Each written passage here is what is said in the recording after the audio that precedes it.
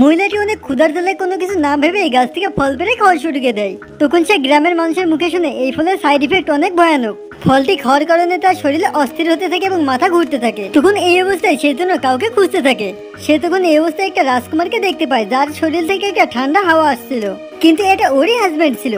কিন্তু এই মেয়েটি সেটি বুঝতে পারে না। তখন এই মেয়েটি ওইখানে রাজকুমারের সঙ্গেই ঘুমিয়ে পড়ে। মেয়েটি ওই লোকের চেহারাটি দেখতে চেয়েছিল, কিন্তু মানুষের পায়ের শব্দ শুনে সে এখান থেকে দ্রুত পালায়। তখন তার মনে পড়ে তার স্বামী তো তাকে ছেড়ে চলে গেছে। আর এই রাজ্যে একটি প্রথা ছিল, স্বামীর সঙ্গে তার স্ত্রীকে দাহ করা হবে। যান বাঁচানোর জন্য সে মহারানীকে বলে সে গর্ভবতী। তাই মহারানী সন্দেহ দূর করার জন্য রাজবদ্ধকে ডাক দেয়। কিন্তু এটা শুনে মেয়েটি অনেক ভয় পেয়ে যায় যে সে ধরা পড়ে যেতে পারে। তাই সে শৌচালয় যাওয়ার অনুমতি চায় আর ওইখান থেকে সে পালায়। কিন্তু তখন ওই মেয়েটিকে খুঁজে আবারও মহলে নিয়ে আসা হয়। এই কারণে মহারানীর অনেক রাগ হয়, কিন্তু মেয়েটির গর্ভে বাচ্চা থাকার কারণে মহারানী বৌদ্ধকে আবারও ডেকে পাঠায়। তখন মেয়েটি অনেক ভয় পেয়ে যায়, কিন্তু বৌদ্ধ বলে মেয়েটি সত্যি গর্ভবতী। তখন মেয়েটি অনেক চিন্তিত হওয়ার সঙ্গে সঙ্গে আরো খুশি হয়, কারণ সে বলবে এই বাচ্চাটি রাজকুমারেরই।